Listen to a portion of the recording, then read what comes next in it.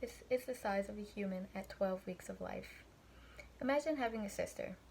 If you have a little sister, imagine her coming all the way from this size to relaying this message to you. Prostitution is the vagina, the rectum, the mouth, usually penetrated by a penis, sometimes hands, sometimes objects, by one man, then another, and then another. This is a quote by Andrea Dorgan, a victim of prostitution. Paints a dark picture, doesn't it? Decriminalizing prostitution is a poorly proposed proposition. While researching this speech, I have discovered a lot about the issues of legalizing prostitution.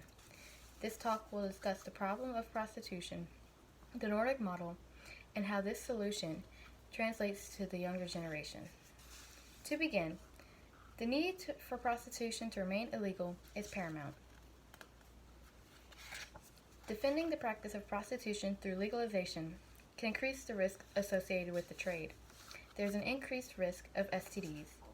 Government mandation of STD testing falsely gives the impression that the STD tests prevent the diseases. STD tests take days to come in for the results, and a sex worker can see several clients in this time, potentially increasing their exposure to STDs. Some controlled prostitution establishments mandate the use of condoms, but a significant percentage of clients ignore these policies.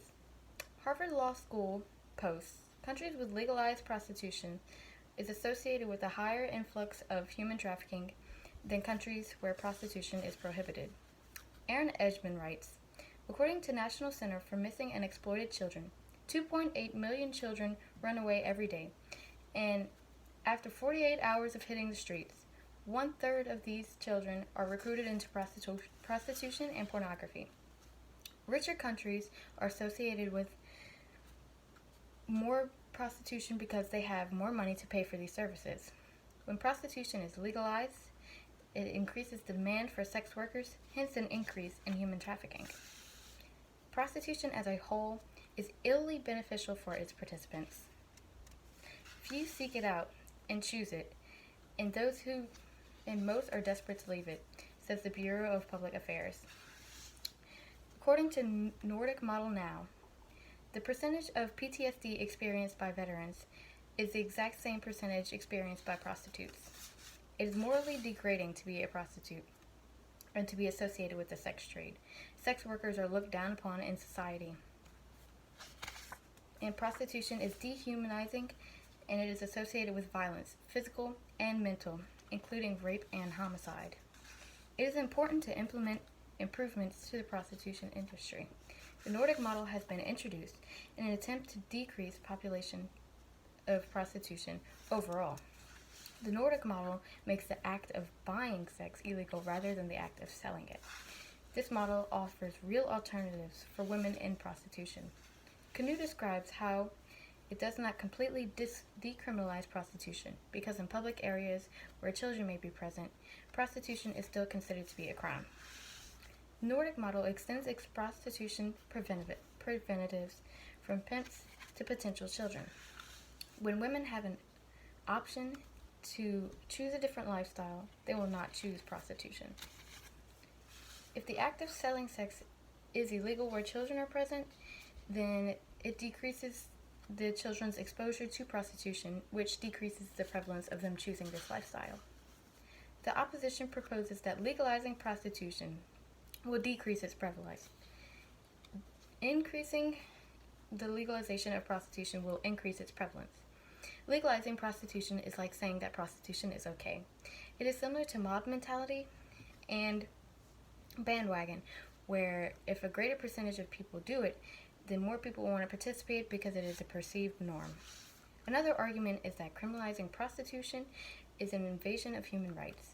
The American Constitution does have boundaries. It dissipates at the point where the rights of another is hindered. Americans do not have the right to hurt other people, which is inevitable in the prostitution industry. It is important to make the dangers of prostitution known immediately to activate a positive change. The Nordic model can reinforce the negatives of prostitution through penalty of its crimes. If the solution is not implemented, women will continue to be repressed by men. Women will have less opportunity to escape prostitution. Legalizing prostitution empowers those in the criminal underworld by giving permission to pimps and punters, the payers of prostitution, to progress with cruel practices. Demand Abolition published that the implementation of the Nordic model in Sweden cut prostitution down in half. The criminalization of the purchase of sexual services targets the demand for prostitution, says human rights lawyers. Bringing awareness to this cause can help the cause. To begin to solve this problem, the community must first be aware that a problem exists. So, in order to better get the community aware of the problem, creating posters and other forms of social media services to help identify these problems and causes can directly and now generate attention to the problem.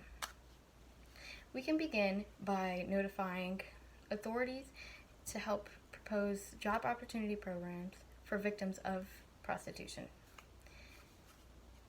Groups to generate these activities can be specified, and that would be an easy beginning.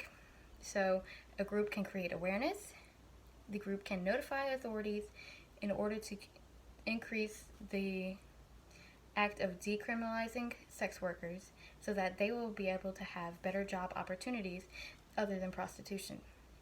So in conclusion, prostitution needs to come to an end to save our world's most vulnerable women.